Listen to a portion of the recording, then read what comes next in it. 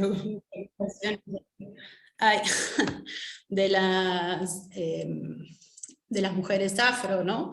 Entonces, dentro de los feminismos tenemos un montón de discusiones y debates. Está el feminismo de la diferencia, el feminismo de la igualdad, el feminismo liberal, el transfeminismo, los feminismos populares, los feminismos latinoamericanos, en fin. Pero dentro de todos esos debates, dentro del propio feminismo, hay algo que sí es como el eje, ¿no? Es como el gran paraguas de todo. El feminismo se propone transformar la realidad. Esa realidad en la que estamos enmarcadas, desde sus distintos puntos de vista, se propone reflexionar sobre las condiciones históricas que han generado la opresión de mujeres, lesbianas, travestis, trans, ¿no? Y romper con esa opresión. O sea, el feminismo sí o sí busca cambiar ese sistema.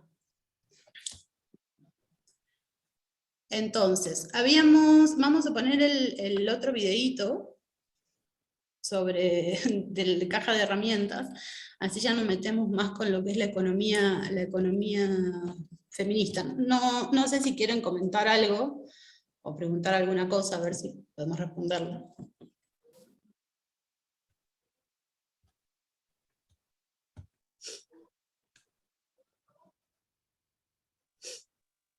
¿No? Ale, ¿tú quieres decir algo? No, creo que ponemos el video y después vemos ahí qué sale de lo que observemos y con lo que estuvimos conversando. Aquí, no. ¿Este coso no se puede cerrar? No, ¿verdad?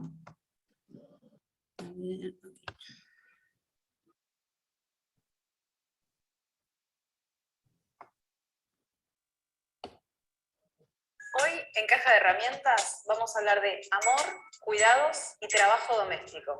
Tres cosas muy diferentes entre sí, pero que en las mujeres suelen ir juntas. Se fue de casa ni una menos, si se puso minifalda ni una menos, si se pintó los labios, ni una menos, ni una menos, ni una menos, ni una menos. Por lo general, ¿quién lava los platos en tu casa? ¿Quién plancha la ropa? ¿Quién barre el piso? ¿Una mujer o un varón? Una mujer, ¿no? Esto no es casual, porque los varones dedican la mayoría de su tiempo a los trabajos pagos.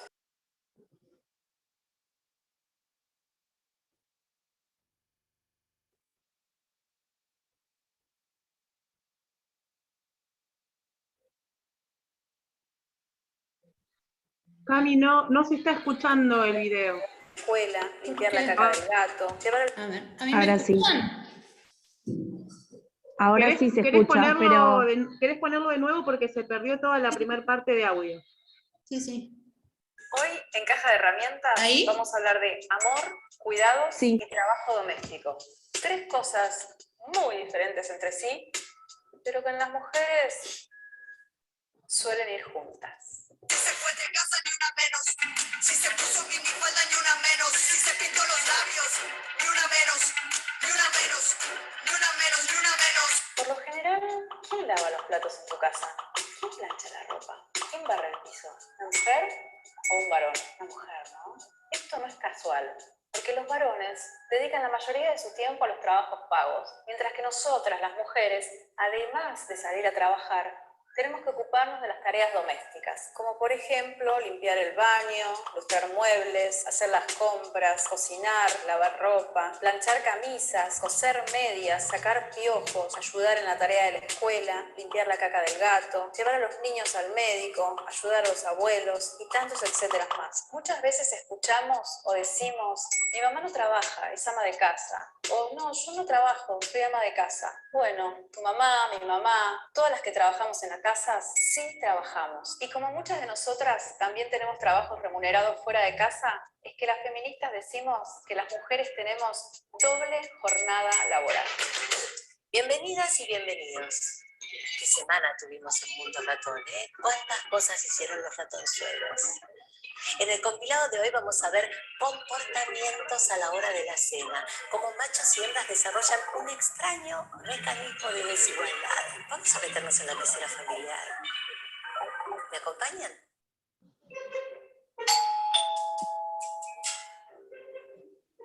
Voy. La previa. cantando la previa del partido. Me encanta la previa, pa. Es excelente. Qué jugador Centurión. Sí, ¿viste cómo le pega? Mirá esas medias.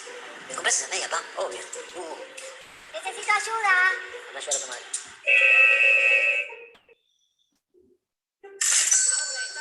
¿Esos botines? ¿Me compras un botín de eso, pa? Sí, obvio. ¿Y la pelota? Obvio, claro. Y el guante del arquero, pa, cuando quieras vamos al outlet. Me estás tapando. Me tapaste recién. Pero yo quería con queso cheddar, ma. Anda a llorar a tu madre. Voy yo.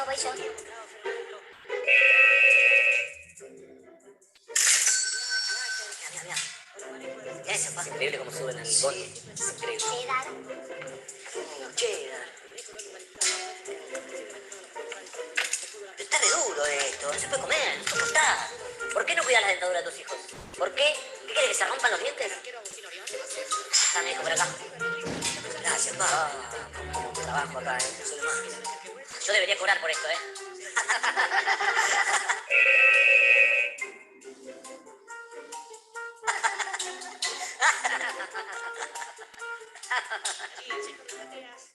Ay, madre mía.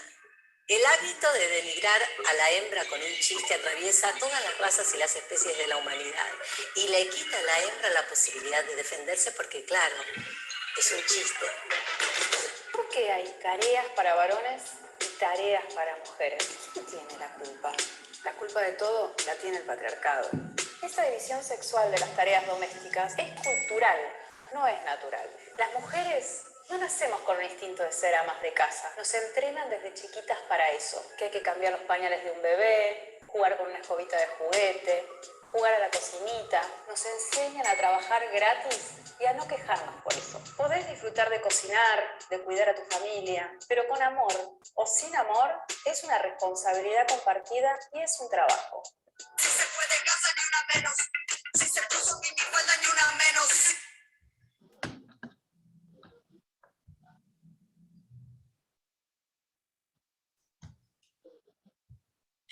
Bueno, yo creo que ahí ya como que en el video se explica bien lo que es la división sexual del trabajo.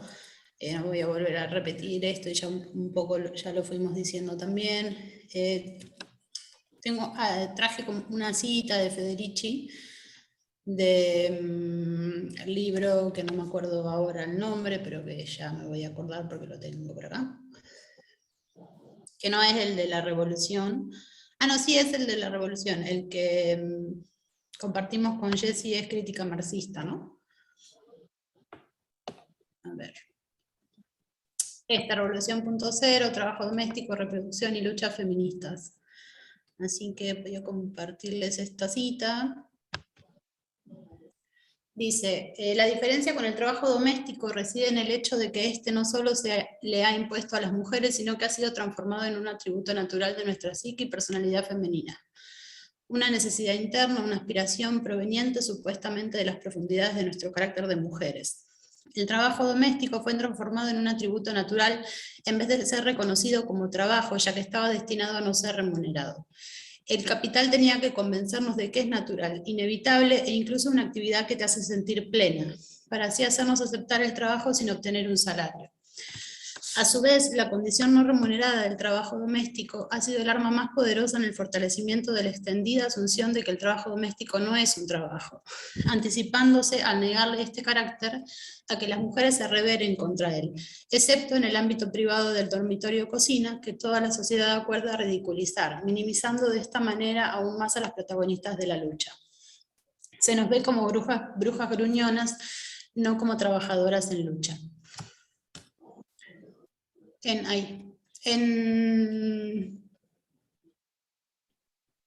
este libro Federici habla que yo los compartí en la bibliografía complementaria.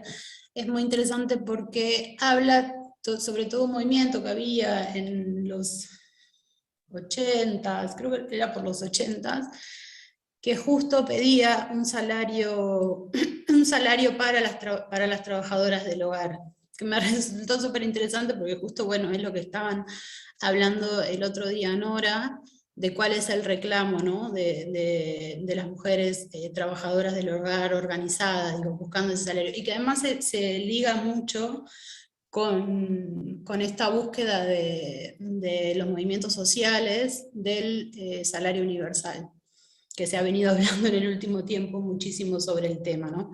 ¿Por qué? Porque ese derecho, si se conquista este derecho, digamos, de conseguir un salario universal, pues sería una forma de reconocer ese trabajo de cuidados que no es remunerado, ¿no? Sería una forma de dar un sustento, de dar un reconocimiento a esas tareas que se producen dentro de los hogares, sobre todo por mujeres cis, que no únicamente por ellas, pero sobre todo por ellas, sería una forma de reconocer eso como un trabajo, ¿no? Esas tareas como un trabajo. Entonces, bueno, Federici le dedica bastante en la primera parte del libro a cómo era ese movimiento y qué era lo que reclamaba en esa época el movimiento, y me hizo acordar mucho a esto que está pasando ahora aquí mismo en Argentina, ahora desde hace un par de años, ¿no? Bueno, entonces, ¿por qué hay que pensar el trabajo de cuidados o las tareas de cuidados desde una perspectiva de género, desde una perspectiva feminista, o verlo desde los feminismos? Porque es necesario entender toda esta estructura y cómo funciona para poder romper con esa estructura y ver cuál es esa opresión, ¿no? Como no podemos deslindar las tareas de cuidado de las demandas de los feminismos, pues, ni de esa historia de recorrido, ni de cómo funciona el patriarcado, ni de cómo el patriarcado y el capitalismo condicionan esas vidas, ¿no? Entonces, si podemos verlo a través de esos lentes, podemos desnaturalizar y visibilizar esas otras realidades. Si simplemente lo vemos como, bueno, parte de la economía y ya, que ahí es donde entra la economía feminista, nos perdemos toda esa otra parte, ¿no? Nos perdemos toda esa parte que tiene que ver exclusivamente con cuestiones de género, ¿no? Con la opresión que se sufre frente a un sistema patriarcal y por el hombre blanco, cis, heterosexual, ¿no? Entonces, otra vez.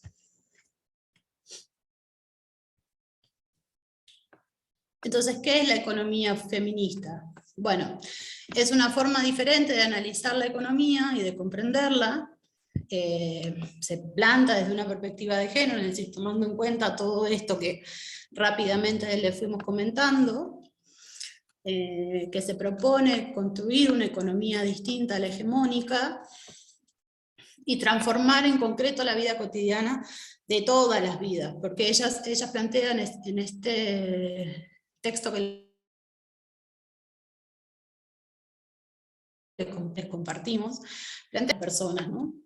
Sino que es necesario que el feminismo y la economía feminista dialogue y entre en contacto y se nutra de lo que son los ecofeminismos, por ejemplo. ¿Por qué? Porque es insostenible un sistema tal como lo venimos llevando adelante. O sea, indefectiblemente el mundo en este sistema de producción se va a destruir. Entonces, cuando pensamos en la sostenibilidad de la vida, pensamos en todas las vidas, ¿no? O sea, cómo podemos sostener este mundo, y para ello también tenemos que pensar desde los ecofeminismos, ¿no? ¿Por qué? Porque un sistema de producción y de acumulación capitalista en algún momento va a estallar por sí solo, pues, porque es insostenible para el mundo, para el ambiente, para el planeta, ¿no? Entonces, ¿qué plantea la economía feminista? Bueno, que la economía ortodoxa, o la economía hegemónica, o la economía que conocemos y desconocemos completamente porque no sabemos casi nada de economía en general, no nos enseñan economía, un poco a propósito, es que desconoce todas estas opresiones de género y las desigualdades que eso conlleva, ¿no? Y que se presenta como un neutral, se presenta como, bueno, la economía es así para todas las personas, y no hay necesidad de atravesarla por ninguna otra condición, pues, ¿no? Entonces, la economía feminista viene a decir, bueno, no, es necesario atravesarla por otras condiciones, entre ellas el género, porque además no es neutral. En todo caso decide no ver una parte, y que es justo esta parte, ¿no? Decide no ver eso y no dialogar con esto. Sin embargo, en ese no ver se sigue reproduciendo un sistema que es desigual y es opresor. Entonces, la economía feminista dice, bueno, es necesario ver la economía desde una perspectiva de género que visibilice esa opresión que tiene el sistema detrás.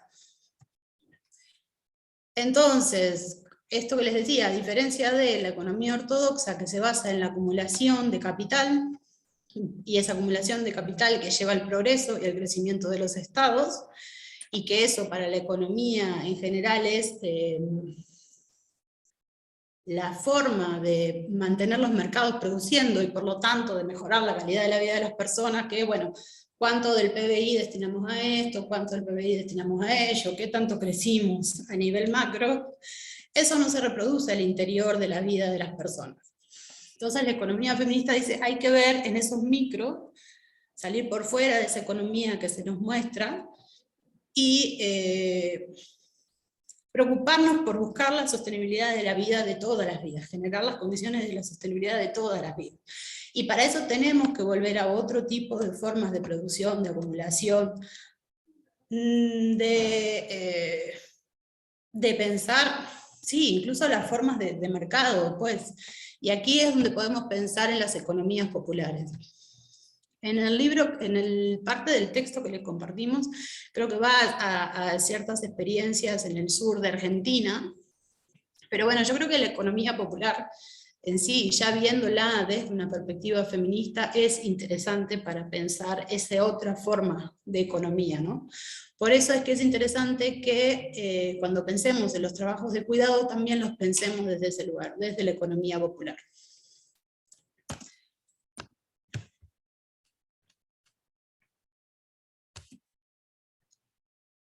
Bueno, esta es una cita de Federici que a mí me gustó mucho, por eso la puse como título, es que el trabajo de cuidado subsidia la acumulación capitalista, ¿no?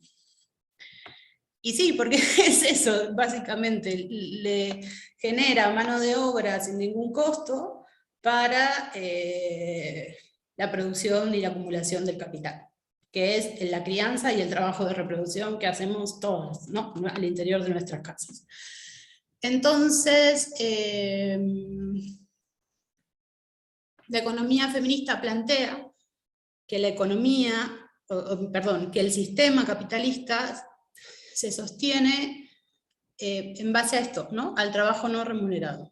Y dice, sin embargo, que es como un iceberg, porque hay toda una parte que el sistema capitalista no nos muestra, ni reconoce, ni nombra, ni dice, pero que sin embargo es la base de todo lo que está arriba.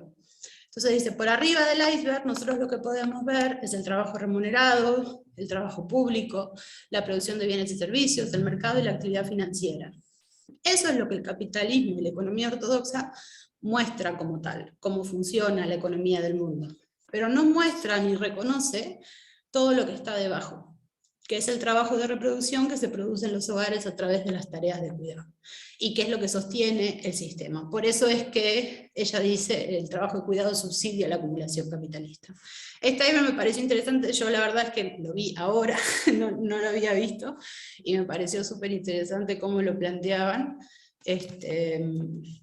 así que ahí lo recreé más o menos. Entonces, por ello partimos y hablamos de feminismo para pensar estas tareas de cuidado, ¿no? Y para pensarnos como trabajadoras, trabajadores de cuidado. Porque si no partimos desde esa perspectiva, nos estamos perdiendo todo ese hilo que sostiene esos trabajos y que invisibiliza ese trabajo y que no reconoce ese trabajo, y que genera las condiciones en las que se desarrollan esos trabajos, ¿no? Por eso es necesario entender, analizar y reflexionar el trabajo de cuidados desde las perspectivas de género, desde una perspectiva feminista. Inevitablemente, digo. No sé, podemos no decirnos feministas, ¿no? Pero es necesario que pensemos a través del feminismo este tipo de tareas y estas condiciones en las que estamos involucradas, pues. No hay, si lo pensamos desde la economía tradicional y dejamos por fuera, bueno, ya vemos, a la economía tradicional eso ni siquiera lo tiene en cuenta. Entonces necesitamos ir a esas otras economías que sí lo ven, que sí lo tienen en cuenta. Y a partir de allí empezar a desmenuzar todos los conceptos que vamos a ir viendo a lo largo de la diplomatura. Pues, no sé, Ale, si tú quieres agregar algo más. No, Cami, está todo como más que claro, ¿no? Tenemos que sí o sí enfocarnos y mirar a través de una óptica de género para poder darle un marco, y sobre todo un marco de análisis a todo lo que nos pasa, ¿no? Esto de sabernos dentro de una sociedad patriarcal, en donde todas las relaciones, incluso institucionales, relaciones amorosas, todo tipo de relaciones, están condicionadas por este sistema. Tenemos que tenerlo en cuenta para poder pensarnos y repensarnos. Si queremos pensarnos y trabajar en una economía feminista, tenemos que comprender todos estos conceptos. Y comprenderlos para poder sabernos parte y para poder analizarlos. Digo, esto es empezar a ver desde una óptica de género, que nos permite en todos los espacios de nuestra vida comprender lo que pasa, que son muchas cosas consecuencias de esta producción de un sistema, y poder hacer una crítica o intentar cambiar o poder accionar, siempre conociendo todo lo que pasa, ¿no? Estaría bueno tal vez que nos cuenten o nos digan de todo esto que hablamos, qué les pareció, si tienen alguna duda, si son cosas que ya sabían o cosas que no. No sé si estaría bueno eso, que puedan decirnos qué les pareció, sobre todo porque a nosotros nos pareció que era fundamental poder hablar sobre todos estos conceptos, ¿no? Que nosotros los pusimos como conceptos claves que nos van a ayudar a poder entendernos sobre todo.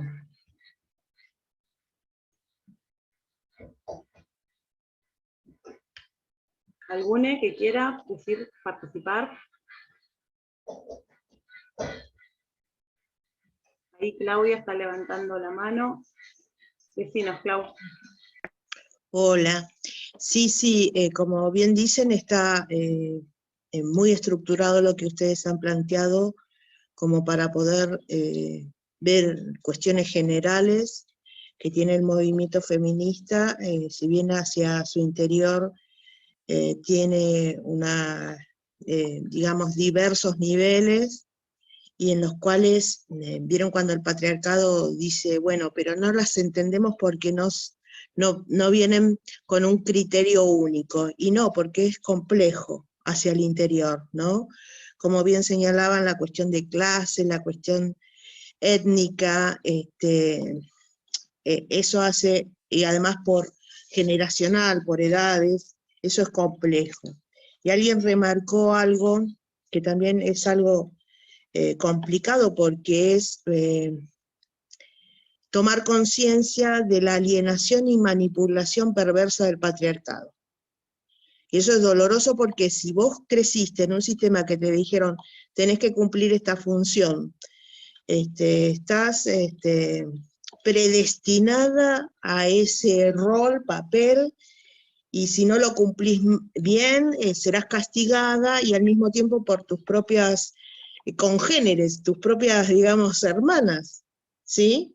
Te dicen, no cocinaste bien, mira, yo cocino mejor que vos. Entonces, también hay una autorrepresión de parte nuestra, ¿sí? Y que lo vemos en nuestras hermanas, tanto a nivel cuerpo como a nivel mental, sus voces se escuchan rotas, ¿sí? Porque todo el sistema está preparado para eso. Pertenezco a la generación que creció en los 70 con la dictadura, y era peor todavía, ¿sí? La represión. Existe también, si ustedes ven, en los 50 había un manual de la buena esposa. Entonces todo te va conduciendo a eso. Y rescato de la historia de las mujeres, que hubo casos importantes, tal vez no son conocidos o fueron ocultos también, de quienes resistieron.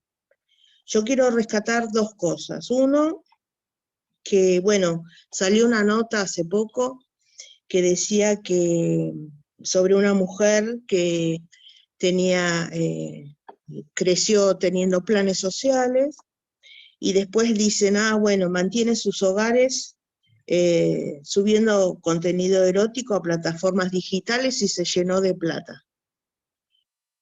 Y digo, a nivel modelizar el pensamiento, cómo ya están manipulando a las mujeres y su gran salida al mercado y éxito, ¿sí? Condicionándolos, eso por un lado. Y también la hay otra gente cosa, que lo consume, o sea, de última, si vamos a criticar, critiquemos a todos, ¿no? Porque también está de última el que lo consume. sí. El sistema está planteado así, o sea, es como el amo y el esclavo, ¿sí? Que nosotros respondemos a eso, pero hay alguien que lo manipula, lo dije al inicio, ¿no? Bueno, eso por un lado. Y lo que hoy el presidente decretó la moratoria de jubilación para las mujeres de 60 que no habían realizado los aportes. Pero como ustedes bien dicen, esto siempre es parcial, porque es las horas trabajadas fuera de la casa, ¿sí? En esa doble jornada que señalaron en los videos, el otro trabajo está en deuda, ¿sí? Bueno, es una cuestión compleja y a mí me parece que tomar conciencia también es doloroso para nosotras, para el patriarcado no va a ceder la dominación del poder, ¿sí? Eso es claro, y sí, te coincido con algo que dijeron. Yo quisiera imaginar otro tipo de vínculos en los cuales hombre y mujer, creo que esto lo dice Simone de Beauvoir, si nos elegimos desde un lugar de equidad, no de yo más que vos, ¿sí? O yo oprimiendo a la pareja, digo, en los vínculos de afecto, ¿no? Sí, hay mucho por debatir. Gracias.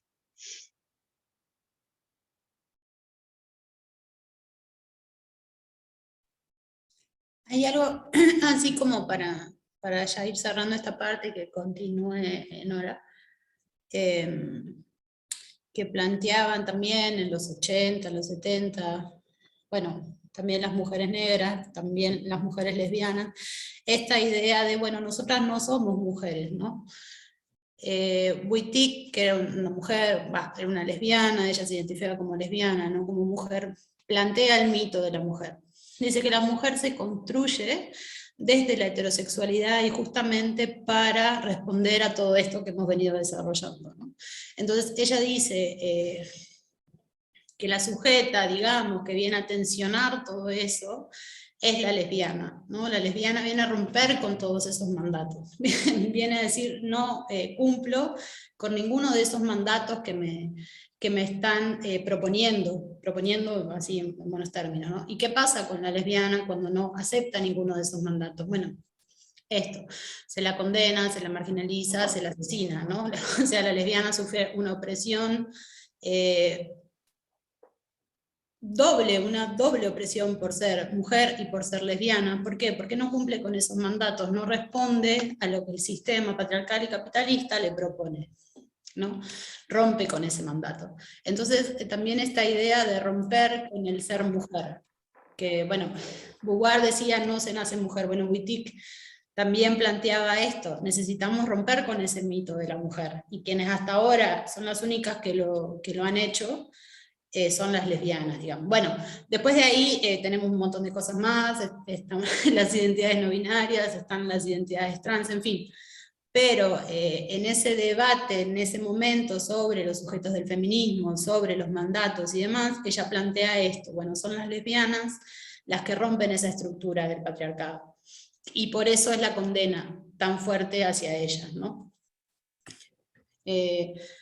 Bueno, Nora, no sé si ya tú quieres avanzar con tu parte, si no hay más preguntas.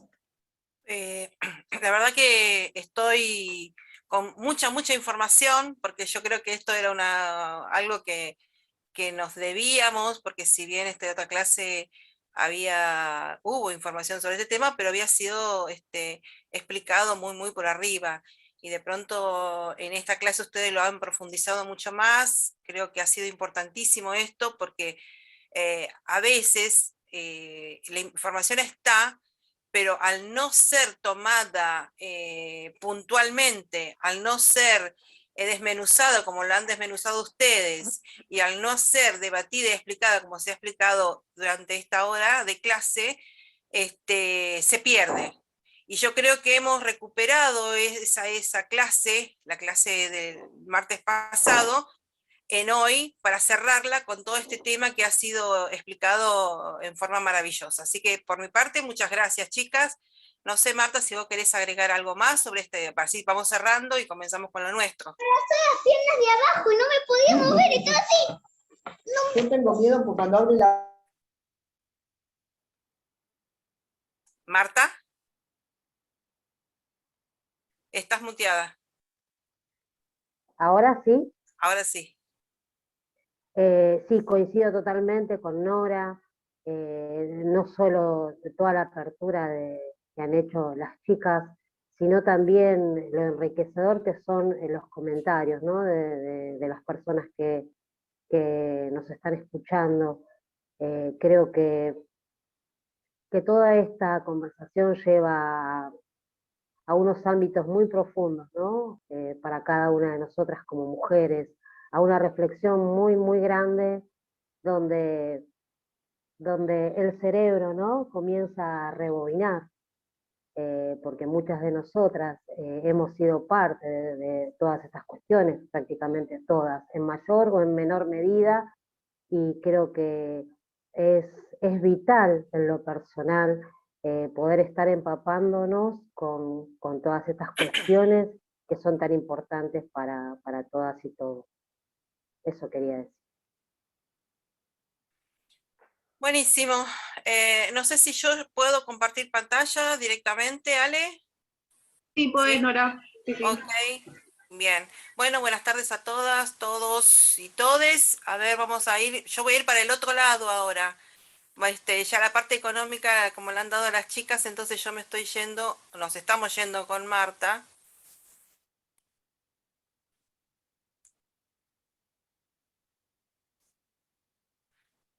A una parte un poco más filosófica, más de replantearnos el tema del cuidado, que es nuestro tema vedette en el módulo 1, es nuestro tema principal. A ver, ahí va. Bien. Y vamos con una pregunta. ¿Todos pueden ver la pantalla? ¿Hola? Sí, se ve bien. ¿Se ve bien? Sí, se ve perfecto. Ok. Bueno. Sí, se ve perfecto. El tema acá es la pregunta, ¿no? O sea, yo me preguntaba cuando comenzábamos a pensar esto en estas clases, cómo lo manejábamos, y me pareció interesante el preguntarme qué es cuidado. Cada uno va a tener un concepto, una definición diferente, pero hubo una específicamente, la que es transcribido en esta filmina, donde me llamó mucho la atención y creo que engloba a todas las definiciones sobre cuidado.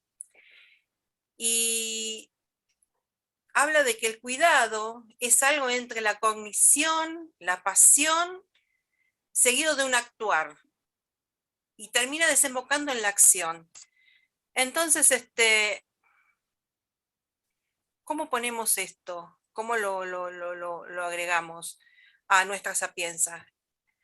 Cuando uno cuida, cuando nosotros cuidamos a nuestra familia, cuando cuidamos a alguien, a un ser querido, está en nuestro pensamiento el cómo actuar. ese pensamiento, el cómo actuar, también está con un poco de pasión, ¿no? Porque uno cuando está cuidando a un hijo, está atento a los movimientos, a lo que hace, la protección. Y eso tiene que ver con la pasión, con el cariño que uno tiene por esa persona a la cual está cuidando. Y si vemos que esa personita o alguien de nuestra familia, a quien estamos cuidando, está en riesgo, automáticamente sigue nuestro actuar. ¿Cómo vamos a actuar?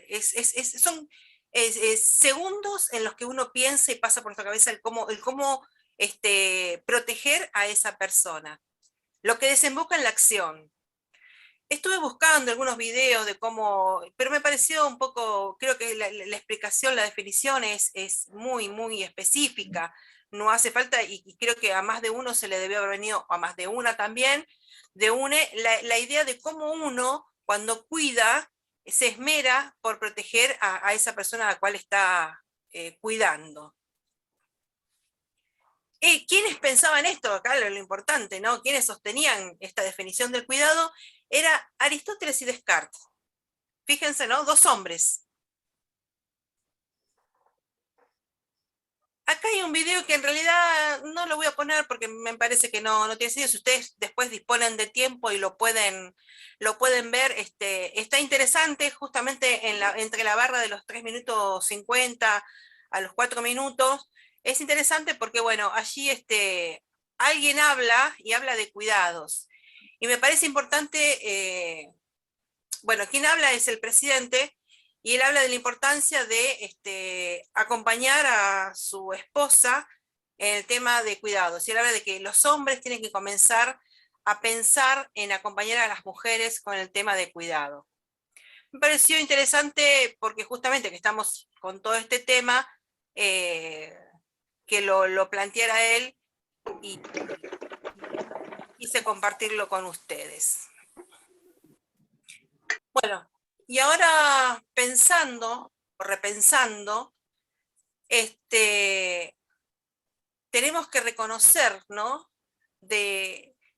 Porque observar en realidad está a simple vista, y lo que cuesta mucho más es reconocer la desigualdad que tenemos en el trabajo de cuidado. No voy a entrar más en tema en esto porque yo creo que ya hemos hablado mucho sobre este tema, de que las mujeres recaen en nosotras.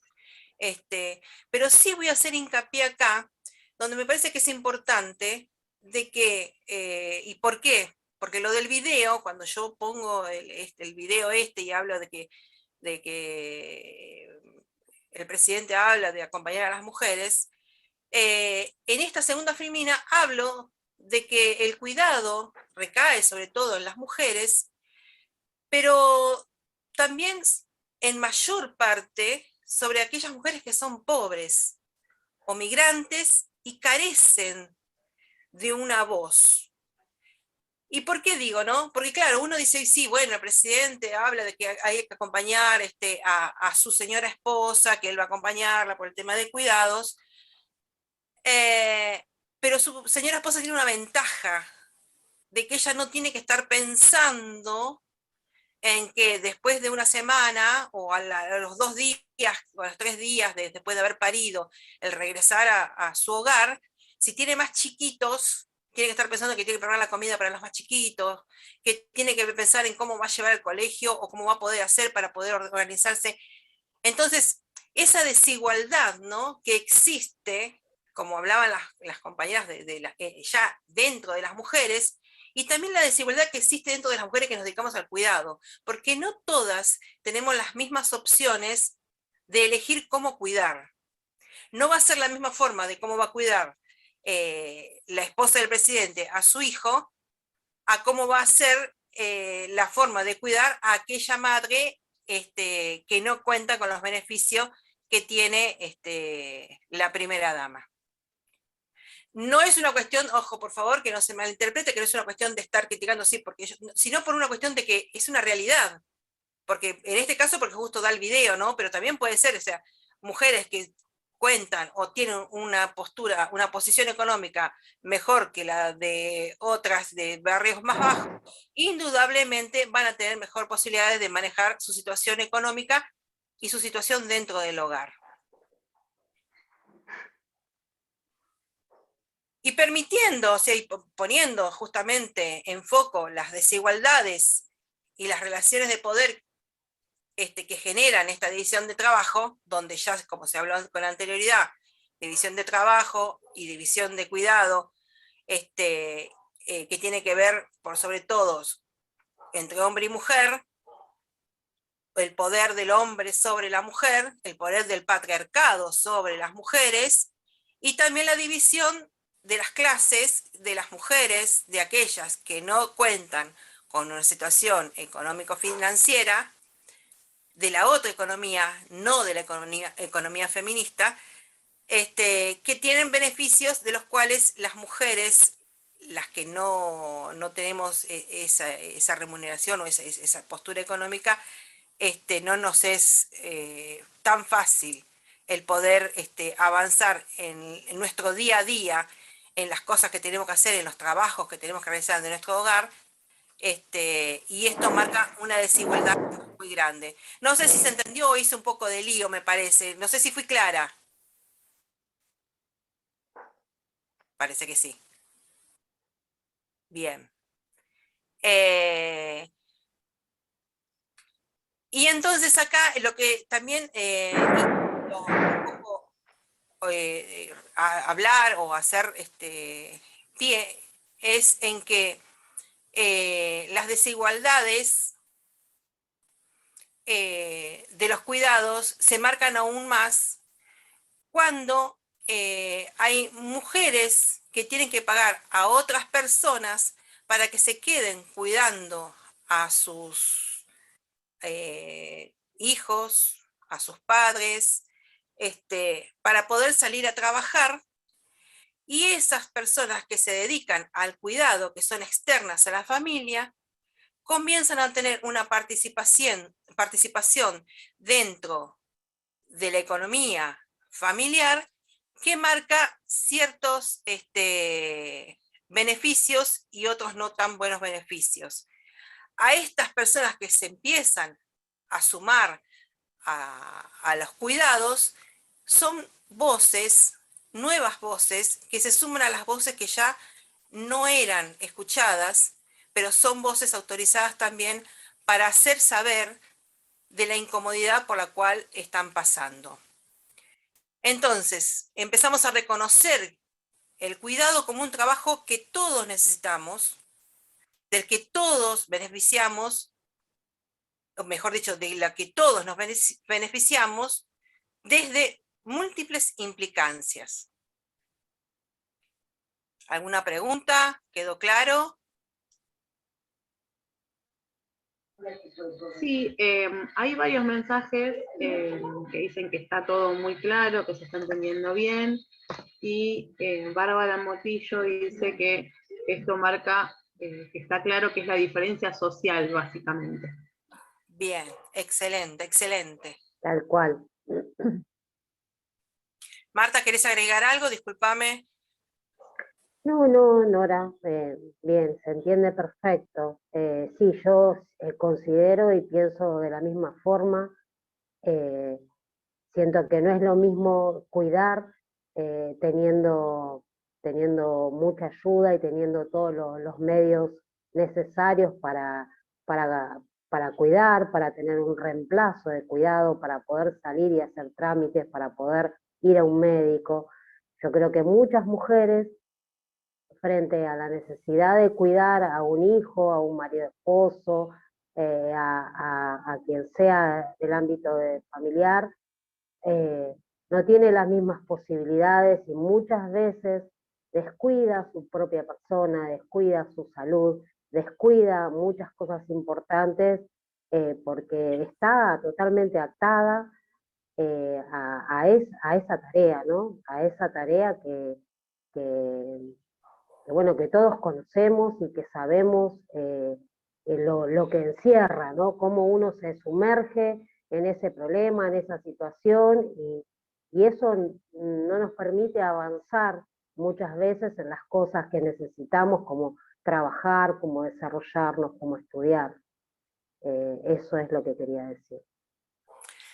Claro, y justamente eso también lleva a la luz, ¿no?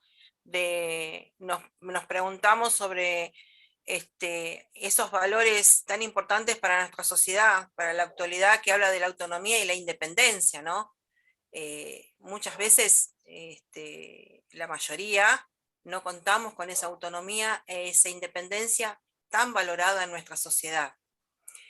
Y allí comienza nuevamente a surgir el tema de las desigualdades, del cuidado, y bueno, y lleva la imagen de una reflexión sobre el concepto mismo del trabajo de cuidado. Y comenzamos a alcanzar un conocimiento sociológico del cuidado, que implica dar la palabra y estar dispuesto a escuchar a aquellos que lo realizan.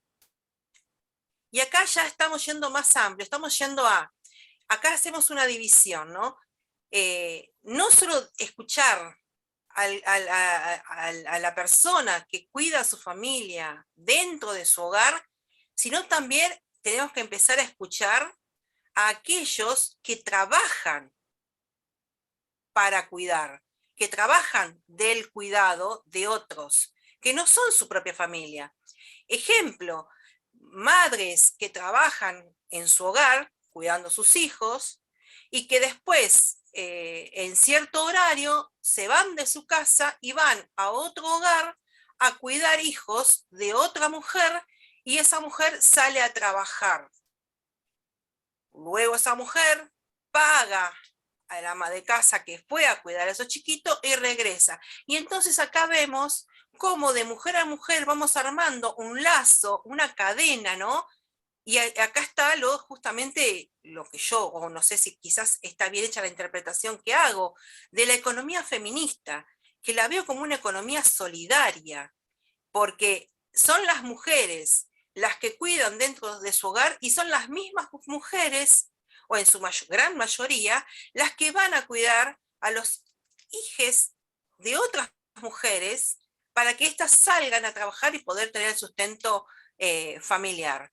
No sé si estoy en lo correcto, Cami, Ale, que fueron ustedes las que estaban hablando mucho de economía feminista. Me gustaría ver si pueden acotar algo, si les parece bien.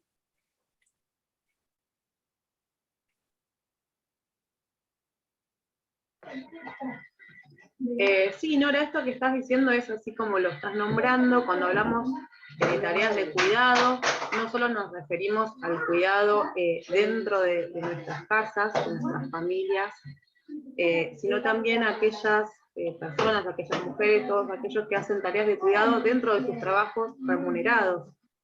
Y acá entramos en un universo bastante grande. Vos me mencionaste esto de una mujer que va a cuidar las hijas de otra para que ésta pueda ir a trabajar. Tareas de cuidado hay en las escuelas, hay en los hospitales. Digo, ahí, cuando hablamos de tareas de cuidado, nos referimos a un universo grande de todas las personas que trabajan el cuidado en diferentes aspectos, no solo familiar, sino a nivel laboral, cuando es redituado, en otros espacios.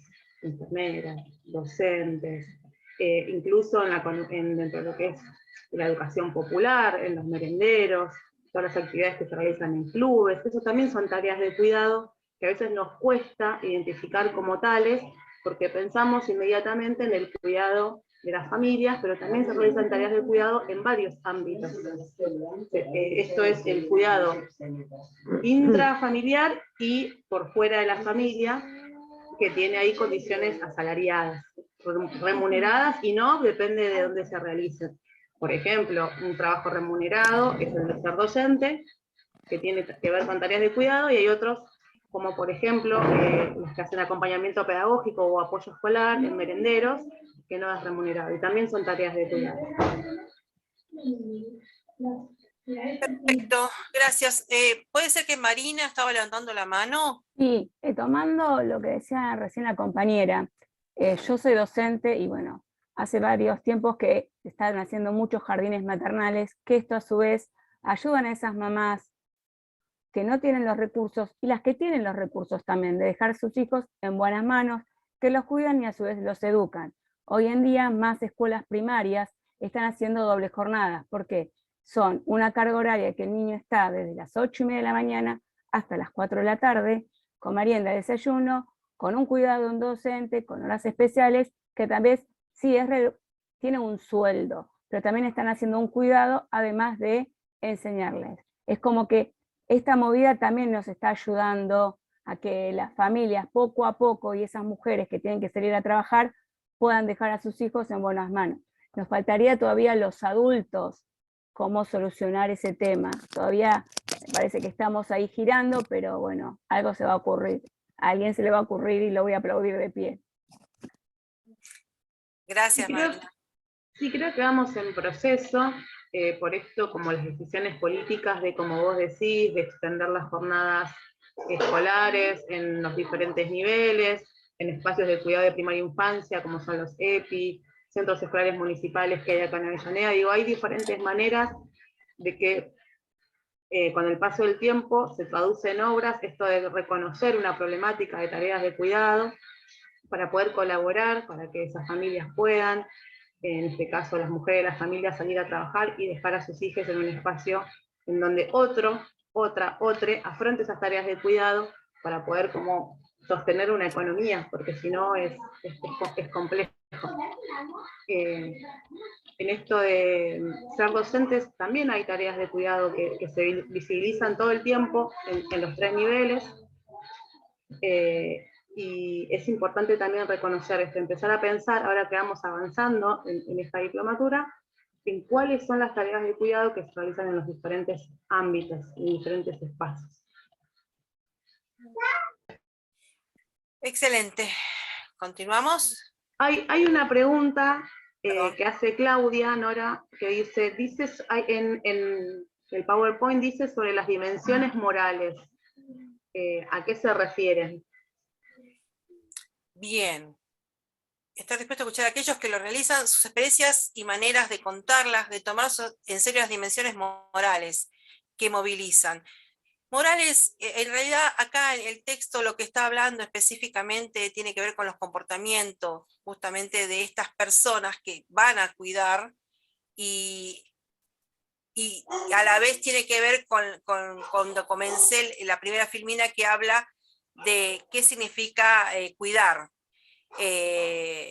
Y allí viene el problema de las dimensiones morales que movilizan, o sea, estas personas tienen los mismos intereses morales de cuidar a una persona que no conocen, como aquellos que realmente son parte de la familia y los cuidan igual. Entonces, tiene que ver con eso más que nada, el cuidador que no tiene que ver o que no tiene un afecto con aquel que va a cuidar, tiene serias dimensiones morales que lo llevan justamente a poder realizar este trabajo. No sé si fui clara, si lo expliqué bien. Sí, bárbaro, muy bien. Okay. Me da a pensar y está bien. Perfecto. Gracias. No, por favor. Bien. Creo que también como que acentúa esto que había mencionado antes Nora, de que esto, ¿qué pasa con la distribución del cuidado en los grupos familiares de sectores sociales que tienen mayores condiciones de vulnerabilidad, ¿no?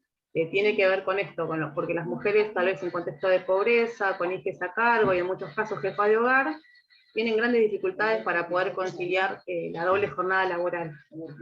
Tienen por un lado la responsabilidad de trabajar por fuera de la casa, como trabajadoras en el ámbito informal, precarizado por lo general, y por otro adentro del hogar.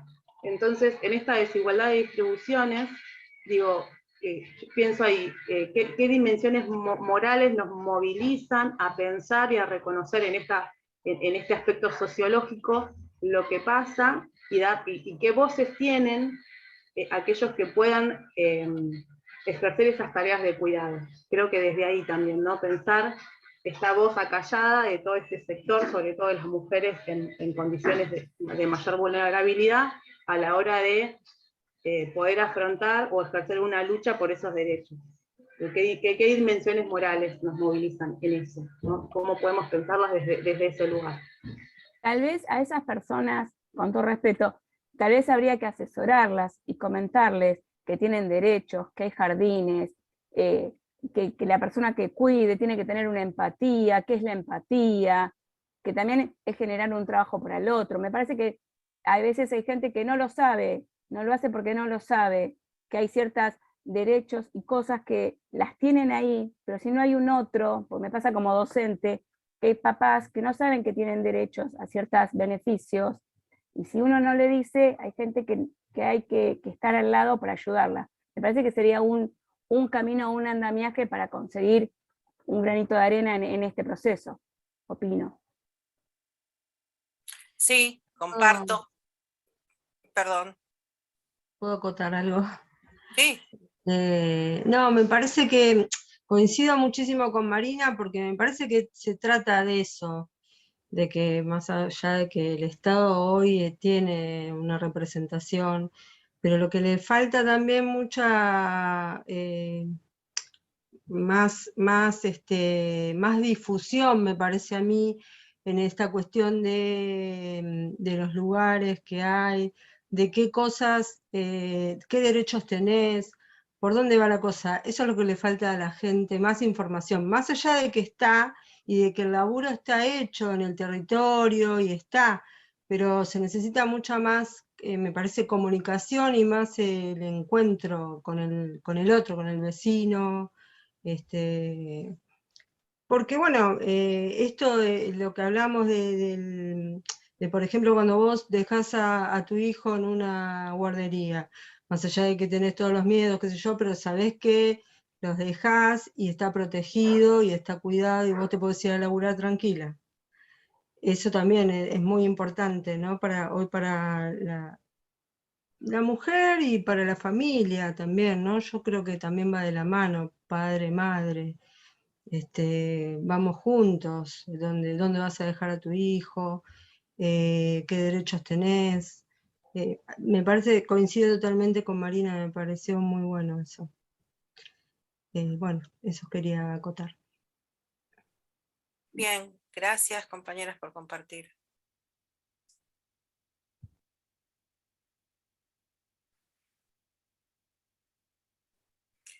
Bueno, acá estamos más hablando de lo mismo, con el tema del cuidado, de lo difícil que es, ¿no? De que nos manejamos en un terreno movedizo, porque no sabemos, en especial para aquellas personas que van a cuidar, que trabajan de cuidar, de dónde están los límites de un lado y del otro. Yo quería decir una cosita, Nora, de esta filmina, no, de la anterior, que me quedó ahí, ¿no? De estas palabras que me quedaron, más allá de los comentarios de ustedes, me quedó de esta filmina anterior, esto de escuchar y ser escuchada, ¿no? De esto que me pareció muy importante, de interactuar entre la persona que cuida y el anfitrión, digamos, ¿no? Porque me parece que durante muchos años se ha cuidado en total silencio. O sea, vos tenés que cuidar a esta persona, vos tenés que quedarte acá, vos a esta hora tienes que tomar la medicación, todo muy puntual y como cosas separadas. Y a mí me parece que justamente el bienestar de la persona que uno va a cuidar, sea dentro del ámbito familiar o fuera, creo que es fundamental la comunicación con el otro, con la persona que convive, y que la experiencia del cuidador puede ser muy enriquecedora para la persona que después se tiene que quedar a cargo, ¿no? O las demás horas con esa persona. Lo interpreté así, creo que me parece que el diálogo es fundamental en este caso, para crecimiento mutuo y ayuda mutua a la persona a cuidar. Excelente, Marta, comparto tu pensamiento. Gracias. Bien, Nuevamente estamos acá con el tema de preguntas, y habla de que es lo mismo hablar de cuidado y de actividades de reproducción. Yo creo que esto, con la clase que estuvo dando las chicas, las compañeras anteriores, se quedó más que claro. Y bueno, y acá habla de las actividades, profesiones o formas de actuar en el mundo en el que puede integrar el estudio de los cuidados, ¿no? Y la pregunta que define entonces el trabajo de cuidado. ¿Qué define entonces el trabajo de cuidado? Si se define por poner en su centro de atención al otro, esta puede estar presente en otros oficios que no define como de cuidado. Ejemplo, y esto era lo que yo hablaba hace unos minutos, donde por ahí me enrosqué un poco, de que cuando vamos a cuidar a una persona, o cuando estamos al cuidado a cargo de una persona, la atención está tan marcada en el otro, en especial pongo como ejemplo cuando quienes tienen hijos, hijas, nuestra atención está puesta en el otro, en esa otra persona, en esa otra personita. Y entonces allí está presente el cuidado innato, innato en el sentido de que pasa lo que decía Aristóteles, ¿no? De cómo primero está la parte cognitiva, la parte de la pasión, el actuar y la acción, que viene todo en un conjunto, en cuestiones de segundo, en cuestiones de que yo veía hoy un video, ¿no? El tema del cuidar, el estar presente cuando, aún sin saber que el otro sabe que vos necesitas de que esté presente. Ejemplo, hace mucho calor y uno está atento si tiene hijos pequeños o si tiene padres muy mayores, y si hace mucho calor está pensando en que tienen que estar hidratados si hace mucho calor, o si hace mucho frío o está muy fresco, uno está pensando que esa persona está protegida del frío. Entonces, esa parte es cuando uno está presente y su centro de atención está en el otro.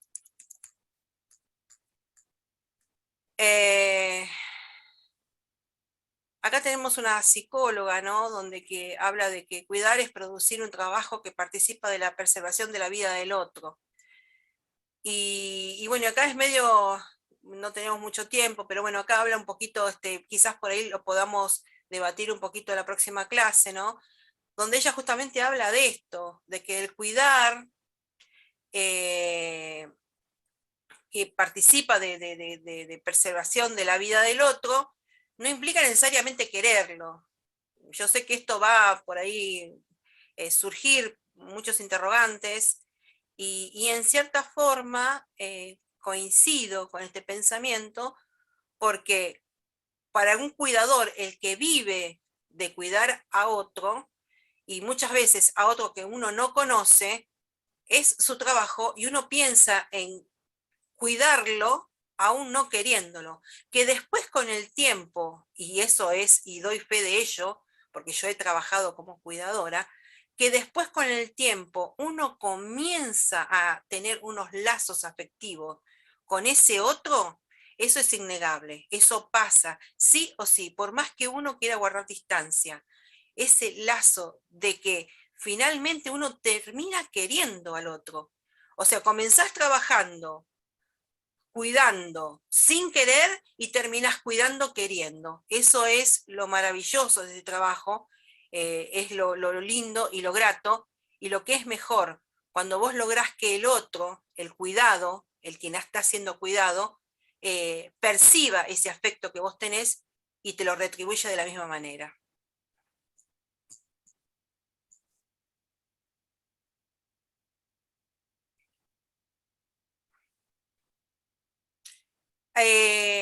Cuando cuidamos, el cuidador pasa por etapas difíciles, porque hay mucha presión. Hay presión cuando vos cuidás a tu familia dentro de tu hogar, Pero cuando vos cuidas a una persona por fuera de tu hogar y te están pagando, es como que vos sentís que es mayor la presión, y en realidad es la misma presión. Porque una cosa muy importante es cuidar dentro de tu hogar, y es exactamente lo mismo cuando cuidas a otra persona fuera, aún cuando te esté pagando. Pero acá está la parte de esa economía ortodoxa, como hablaban las chicas, de que como te pagan es más importante. Entonces, y el cuidador entra en un peligro, ¿no? De cosificar allí esta situación, y puede ser perjudicial tanto para la persona que es cuidada como para el cuidador, porque el cuidador comienza a tener estos problemas de sentirse cansado, agotado, el no querer o no cuidar como corresponde. Y eso implica los grandes problemas que tienen los cuidadores, que justamente tenemos un módulo dedicado pura y exclusivamente a los problemas psicológicos de los cuidadores, justamente por esto, por perder el eje del trabajo, que tiene que ver, si bien que es un trabajo, pero también hay que tener respeto y amor por lo que se está haciendo. Creo también, Nora, que ahí hay algo clave en la asistencia o el cuidado hacia otra persona, que no es intrafamiliar. Digo, cuando no pensamos en esto, bueno, no es por amor, no, bueno, todas esas construcciones, pero digo, cuando uno trabaja por fuera del hogar, es un trabajo remunerado, la tarea de cuidado, creo que entran en juego otras cosas. Primero, la preparación de ese cuidador, cuidadora, ¿no? Y segundo, que es un trabajo muy precarizado. Entonces, al ser un trabajo precarizado, que paga mal, que son muchas horas, que no está estipulado ni reglamentado, pues, también genera este tipo de situaciones que mencionabas, ¿no? Frente a la persona cuidada, que es un sujeto de derechos, una sujeta de derechos que debe ser respetado y tratado como tal, digo, siempre tenido en cuenta. Pero cuando vos tenés personas a las que se les paga poco, que trabajan un montón de horas, que por ahí están toda una noche cuidando a una persona, pienso una persona con demencia, alguna persona con una discapacidad que no le permita una independencia, ¿no? Que necesite de un cuidado constante, en situaciones donde la precarización laboral está tan presente, pues sí, es mucho más probable que se generen tipo de frustraciones o, bueno, todos estos problemas de salud mental que vamos a ver más adelante en las personas que cuidan. Entonces ahí es donde también es importante pensar que estas tareas de cuidado por fuera del hogar, remuneradas y demás, necesitan tener ciertos reconocimientos y marcos legales más precisos, pues, que bueno, existen, pero que muchas veces no se respeta nada de eso, para que esas tareas de los cuidadores, de acompañantes terapéuticos, en fin, tengan el reconocimiento que se debe tener, ¿no? A nivel de derechos laborales. Bien, hay dos personas que levantaron la mano.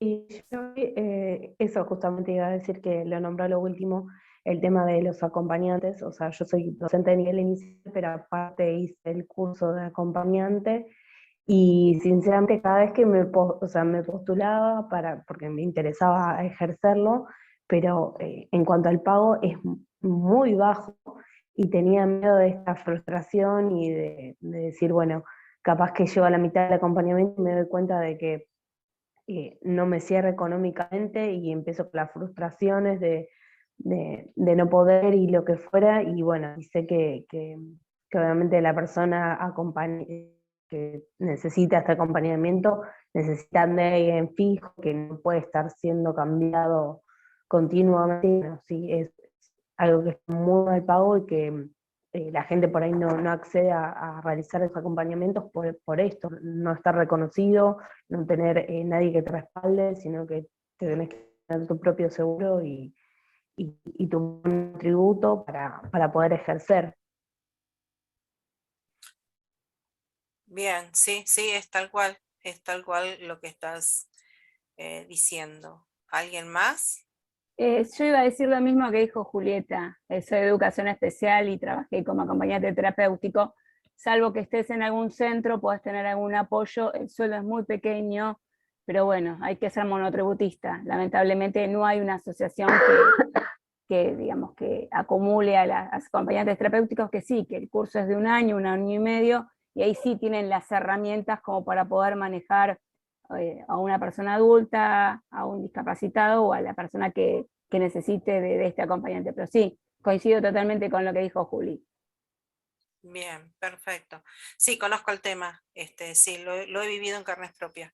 Es una lástima porque realmente es algo necesario, o sea, bueno, yo me dedico a los niños, ¿no? Entonces por eso hablo de esa rama. Muchas veces se pierde tiempo y hay chicos que por ahí pierden momentos de clase o cosas que podrían hacer tranquilamente teniendo un acompañamiento y pierden todo esto por, bueno, cuestiones burocráticas, ¿no? Que se tendría que poder reconocer porque es parte de la salud, es parte de un procedimiento, de un tratamiento, entonces es como que estaría bueno que eso se pueda hacer también como que un trabajo más. Sí, ahí ya estamos entrando con la lucha con las prepagas o obras sociales para que el acompañante terapéutico le paguen en término y forma. Digamos, soy de educación especial y sé que muchos de los peques tienen que ir con algún acompañante terapéutico y siempre no lo tienen. Entonces la maestra de educación tiene que estar, digamos, trabajando no solo lo cognitivo, sino lo conductual, cosa que uno no hace, pero bueno, uno tiene que poner también el cuerpo para que los peques puedan desarrollarse. Sí, coincido otra vez con Juli. Bien, bien. Sí, sí es. Yo trabajé como cuidadora de adultos mayores y sé perfectamente el tema del monotributo, sé el tema del trabajo en soledad, sé el tema de que quizás muchas veces uno no encuentra la escucha del otro lado, de los mismos familiares, ¿no? En los cuales hacen oído sordo a los reclamos que más de una vez una cuidadora o un acompañante terapéutico hace. Pero bueno, creo que este es el primer, o este es uno de los pasos que estamos dando para ver de qué manera eso comienza a modificarse, porque estamos comenzando a tener voz, y eso es importante, que los otros nos escuchen. Y con el tema, y ahí comienza, ¿no? También cuando comenzamos a tener todos estos problemas o empezamos a entender de todos estos problemas que estamos teniendo, empezamos a entrar en el conflicto con nosotros mismos, ¿no? De lo que nos implica el poder tener tolerancia, el tener el cansancio, la lucha con los familiares, con los colegas, en las instituciones, y esto todo nos lleva a tratar de superarlo para continuar o finalmente desistir y no poder hacerlo, no continuar haciéndolo. Hay algunas primeras que las voy a pasar porque son reiterativas y me parece que no tiene sentido.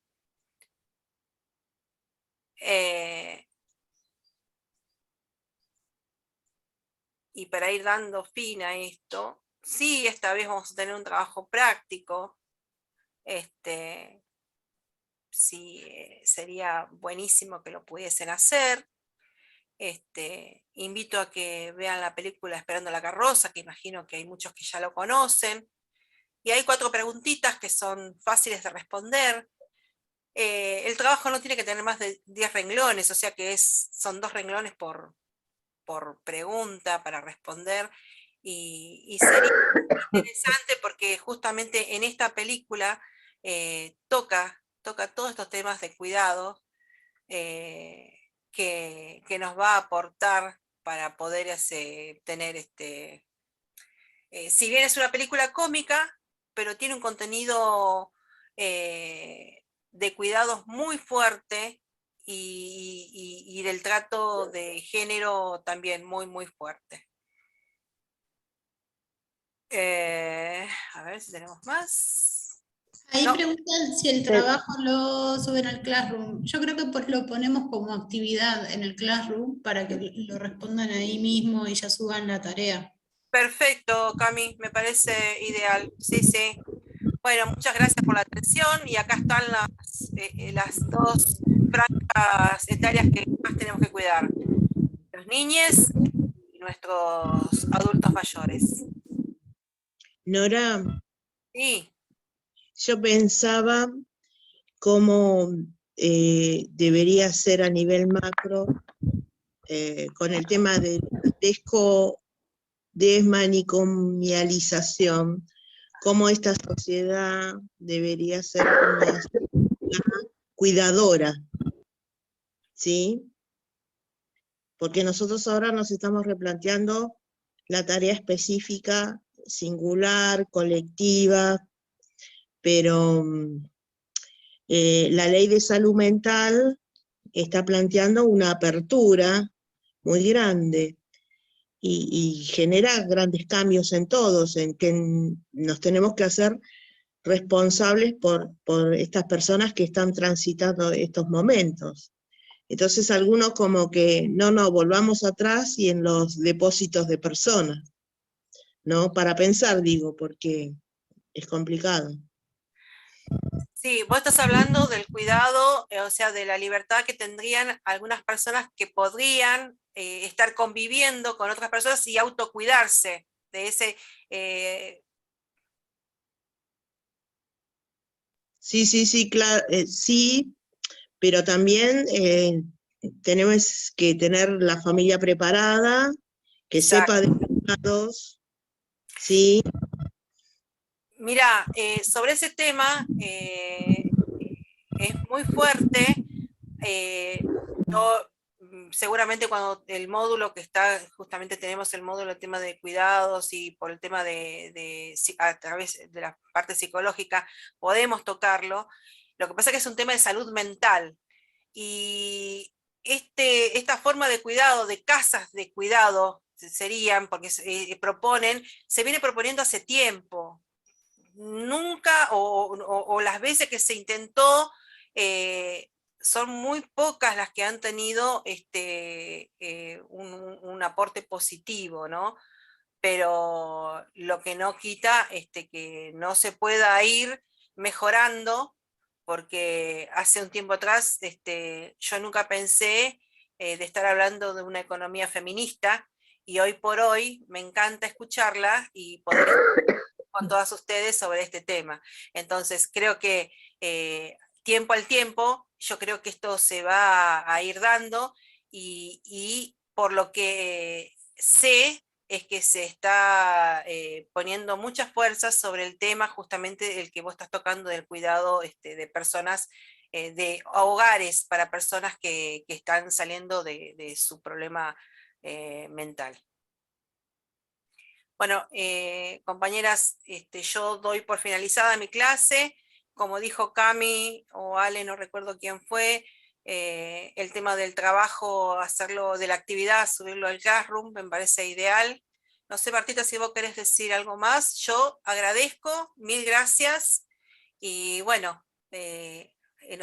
por mi parte, espero poder verlas el próximo martes, y a ver qué comentarios ponen sobre Esperando la carroza, que es una película que me fascina. Bueno, Nora, nada más que agradecer a todas y todos, a todos los participantes, por estar en este espacio, por compartir estos saberes, por traernos tantas cosas enriquecedoras que nos suman a esta literatura. Muchas gracias a todos.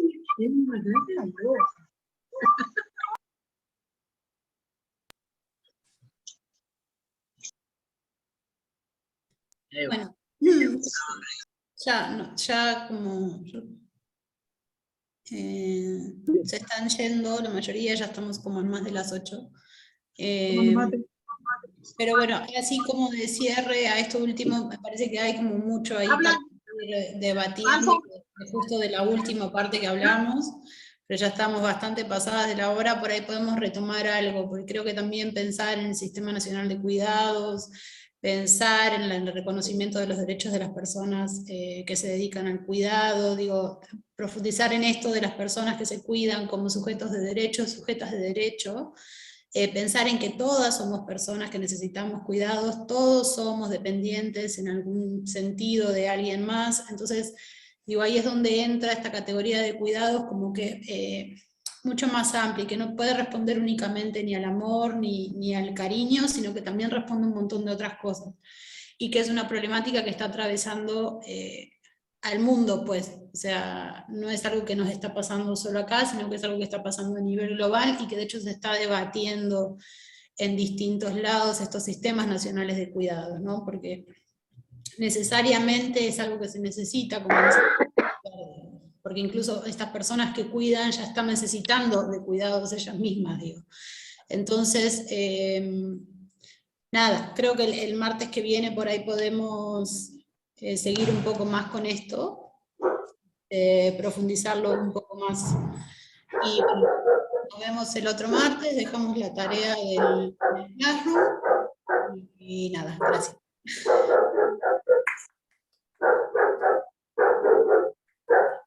No sé, Ale, si tenías algo que anunciar. No, nada. Gracias por estar, por participar, y les esperamos para el próximo martes. Besos, Chao, muchas gracias. gracias. Gracias a todos. Buenas noches. Gracias. Buenas noches. Buenas noches. Adiós. Adiós.